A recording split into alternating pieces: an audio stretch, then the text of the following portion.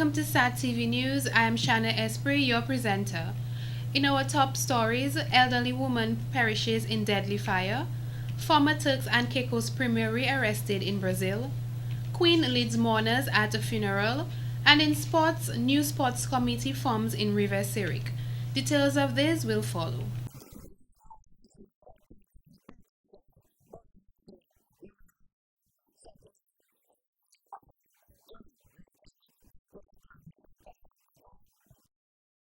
No child from 2012 onwards should be born with HIV. Even if you infected with HIV, you're still a human being. They're still living, they're still breathing, so we gotta love and respect them. Darren Sami here endorsing the Live Up campaign.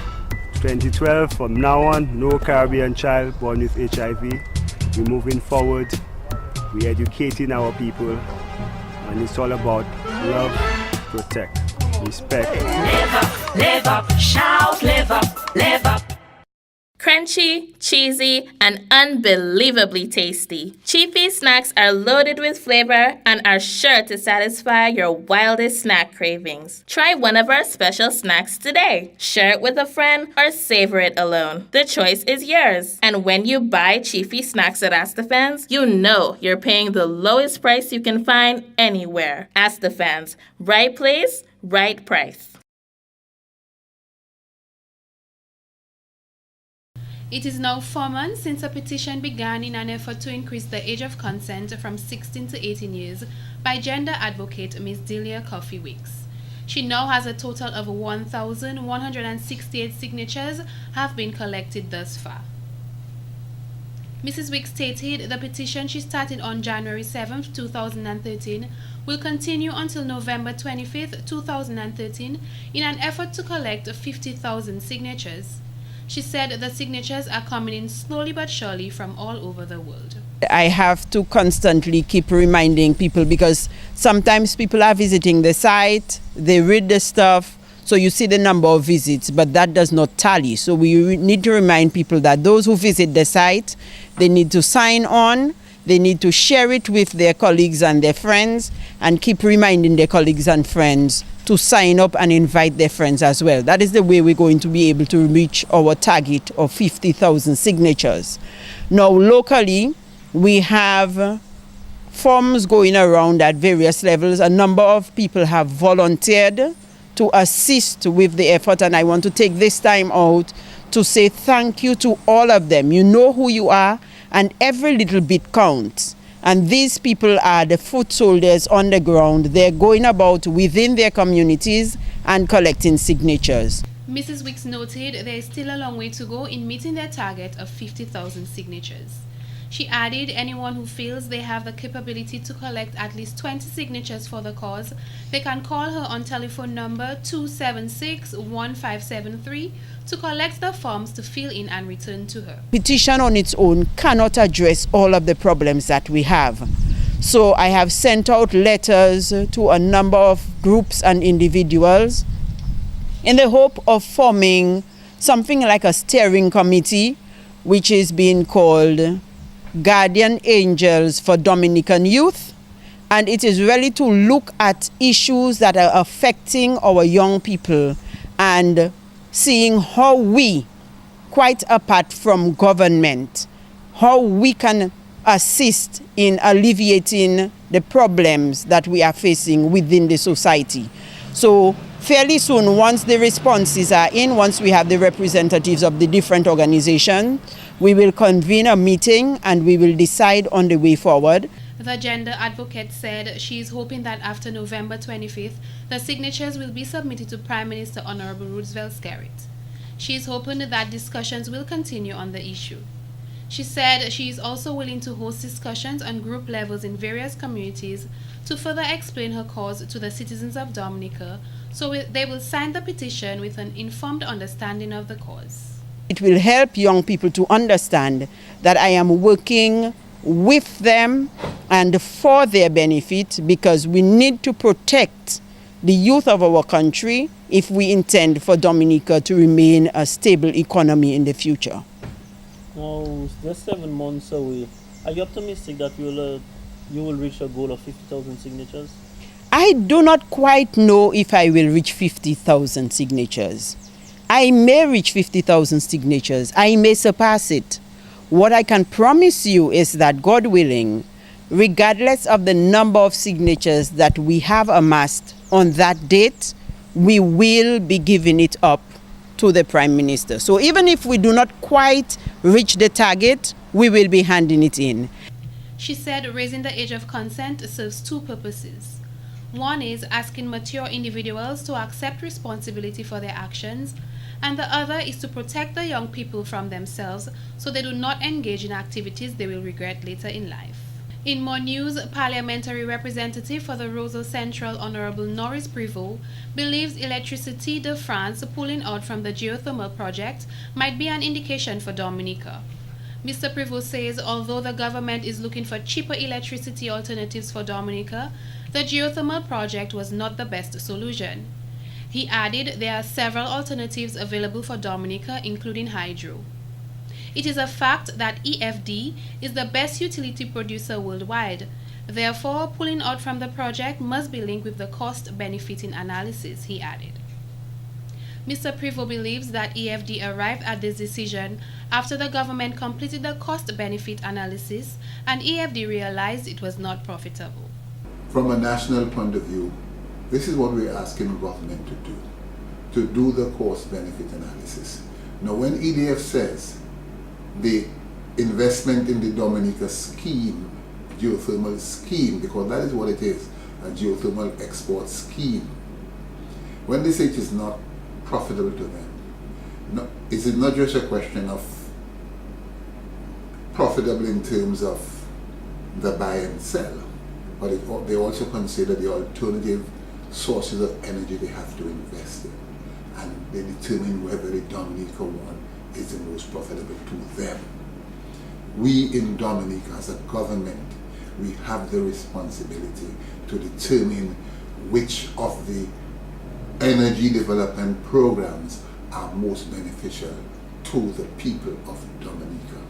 He advised the government to look into energy programs that are beneficial for the people of Dominica rather than being concerned about how much money it will bring into the country despite the risk involved.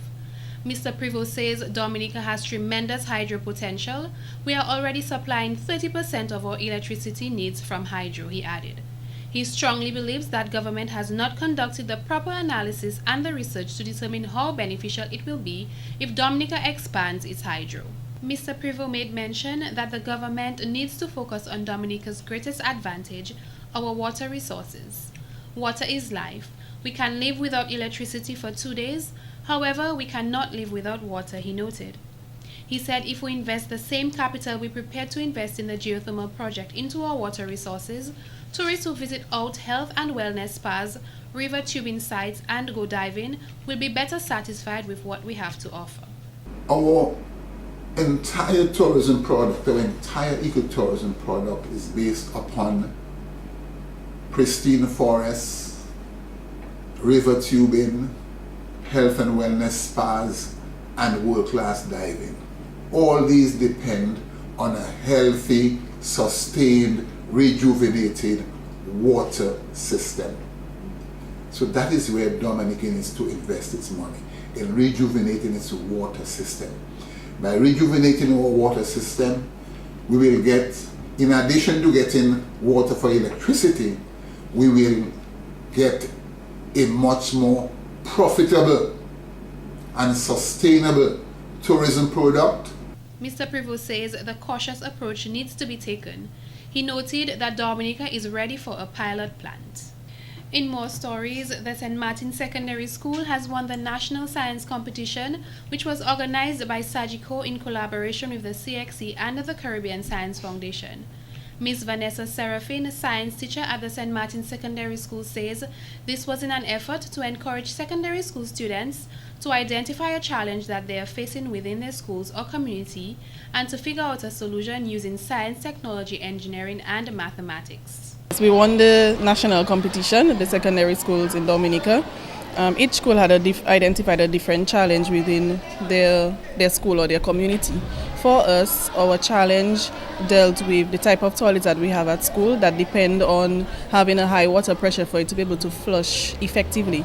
Now, the problem that we face here is that sometimes the pressure is not high enough, and of course the toilets are unable to flush, and that leads to unsanitary conditions during the day when the students continuously use the toilets.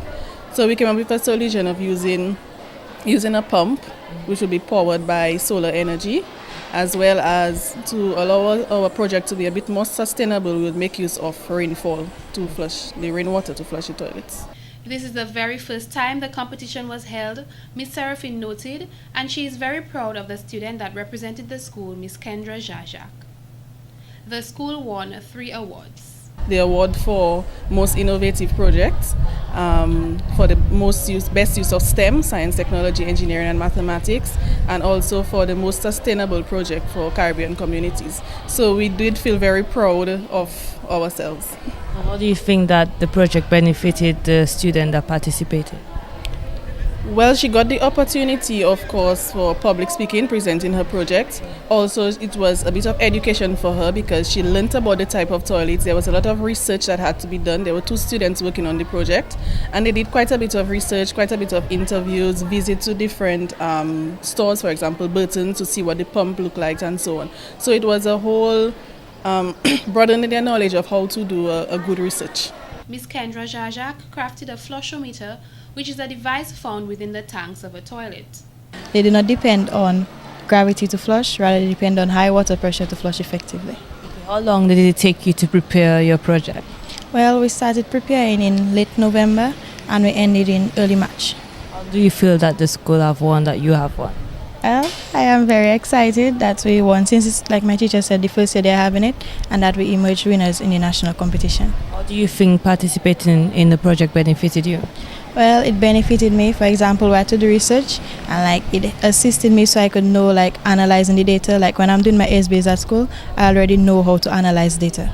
Ms. Jajak, who is currently in 4th form at the St. Martin Secondary School, hopes to participate in a similar competition in the near future. Yes, I think I'll participate. Why? Because I won and I have a passion for science, and anything that involves science, I'd like to take part in it. She was also selected to represent Dominica in the regional competition held in Barbados. 11 countries participated in this competition. Belize won the competition. In other news, Dominicans are being urged to ensure they remain vigilant, especially when dealing with fire or open flames, while refraining from the use of candles, as they can tip over and ignite combustible material, causing fires. Farmers are also advised that when clearing land for gardening, they need to be very cautious and monitor the fire at all times to ensure it does not get out of control. This was according to Mr. Anthony Williams, Acting Deputy Fire Chief, on the heels of a fatal fire in the community of Fonkuli on Tuesday, April 16, 2013. Our crews responded there, and when we arrived, we carried out an assessment and initiated firefighting immediately. We were successful in bringing the fire under control and finally having it extinguished. We carried out investigations into cause of fire, and which has not been ascertained. However, during that process, we realized that someone had perished in the fire. And further investigation revealed that Nelista Nicholas of the above given address perished in the fire. She was 82 years old. The fire department extends deepest condolences to the family and friends of the deceased Miss Nicholas. Mr. Williams stated during their investigations, the police were present and they are currently heading this investigation. In responding to critics who said the fire department should have asked more specific questions when receiving the report of the fire, this is what Mr. Williams had to say. When we arrived on the scene, the fire was in its free burning stage, which seemed to suggest at that time the lady may have already perished in the situation. However, our initial reaction was to assess the situation. We assessed the situation and immediately we employed firefighting tactics. It wasn't possible at the time to perform any rescue there since the individual had already perished in the fire, because The time at which we received the call to the time of arrival determined the magnitude of the fire, because it was already advanced. And our initial responsibility, as I said, is to assess the situation, and if there is a need to rescue somebody, we will rescue the person. But in that situation, the person had already died in the fire, from what we could observe. Mr. Williams noted a ladder had to be used to gain access to the area, and effective firefighting was executed. The deceased lived in a wooden structure measuring 15 by 10 feet, located in the Fonkole housing scheme, and was the lone occupant. Investigations into the cause of the fire continues. In other stories, after months of hard work by residents of the Kalinago territory, the members of the Kanawa Association has completed the construction of a 38 feet long, 6 feet wide Kanawa. Ms. Regina Joseph, a member of the association, says construction of the Kanawa began in September 3, 2012, with the selection of a gourmet tree from the heights of Concord. When we cut the tree, it was 15 persons. And when we started to dig it to work on the Kanawa itself, it was 7 of us.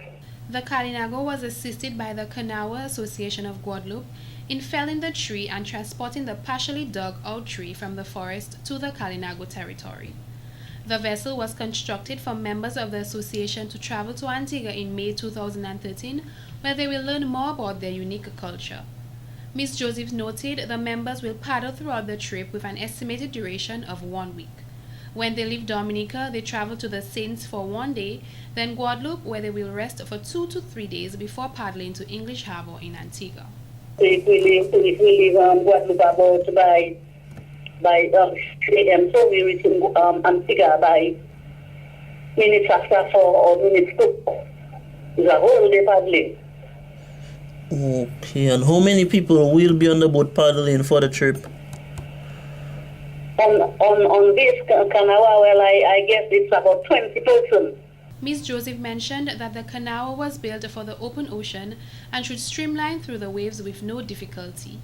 She stated their ancestors traveled the Caribbean on similar vessels and that this is no different, as they kept to tradition throughout its construction.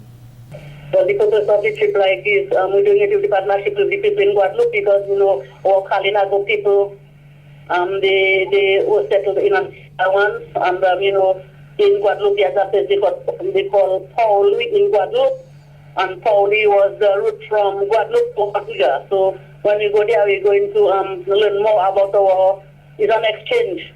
There we can learn more. The objective of the association is to foster cooperation between the islands, utilizing the Caribbean Sea as the common link.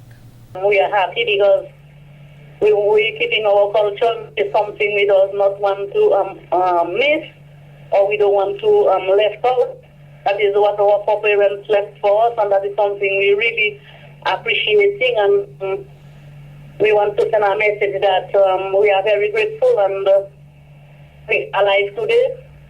And that is something we do not want to forget, and we are holding it strong. The Kanawa is expected to be used in future Kanawa crossings between Guadeloupe and Dominica.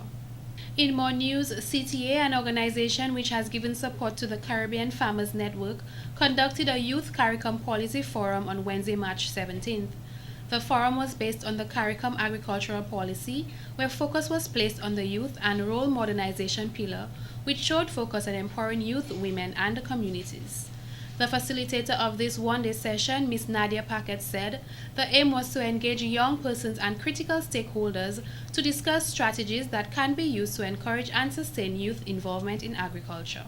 In many islands, not only Dominica but other countries, we've already had these discussions in countries such as Jamaica and Grenada, and the other CARICOM countries actually engaging in these discussions.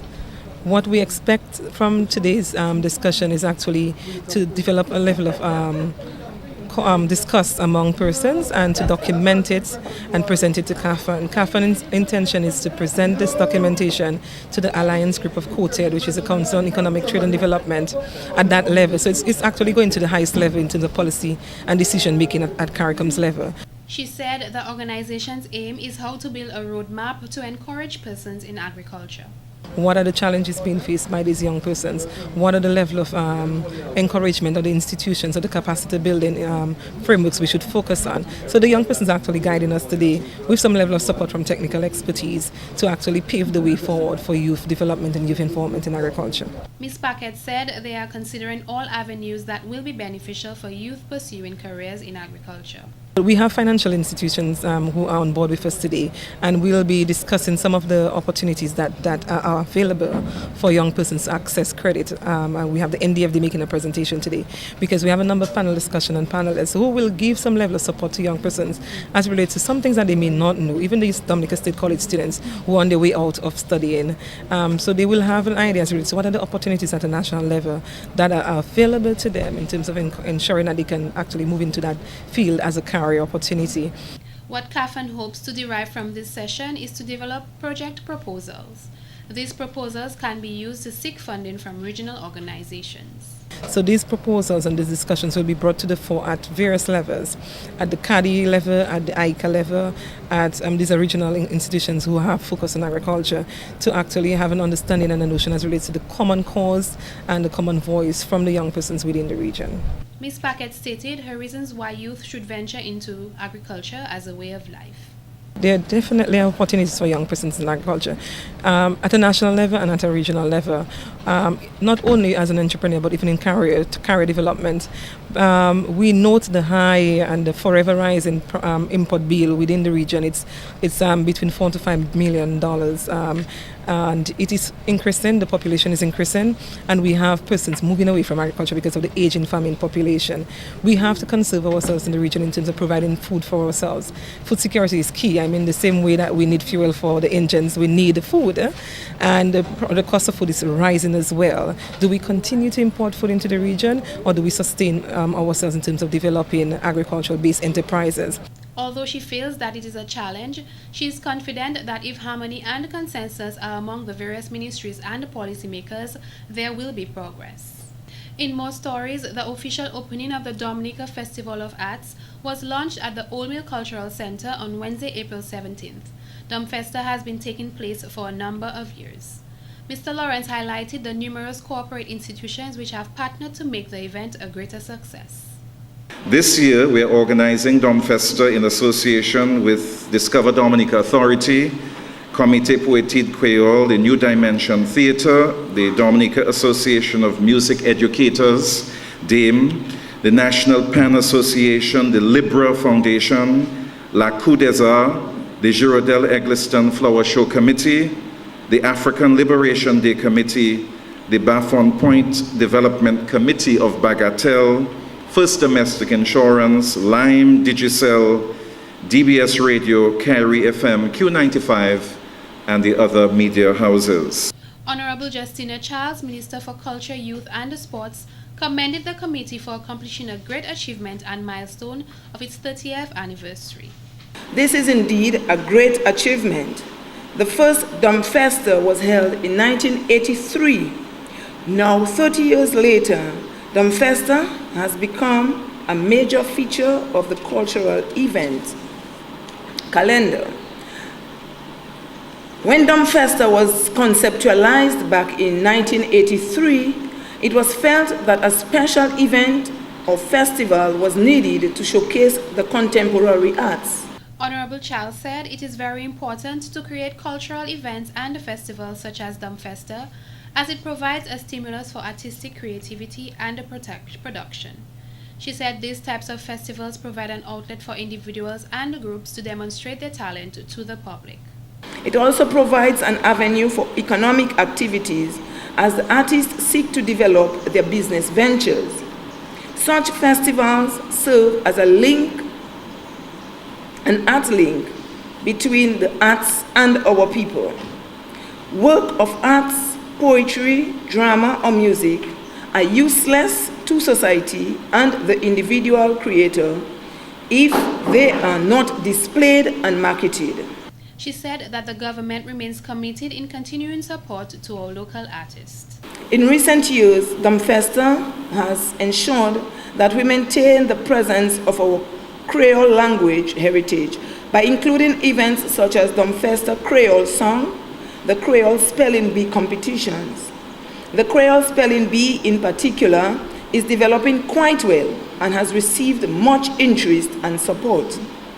As we observe the 30th anniversary of DUMFESTA, I wish to recognize and thank Dr. Alwyn Bully, who headed the cultural division at the time of the founding of DUMFESTA.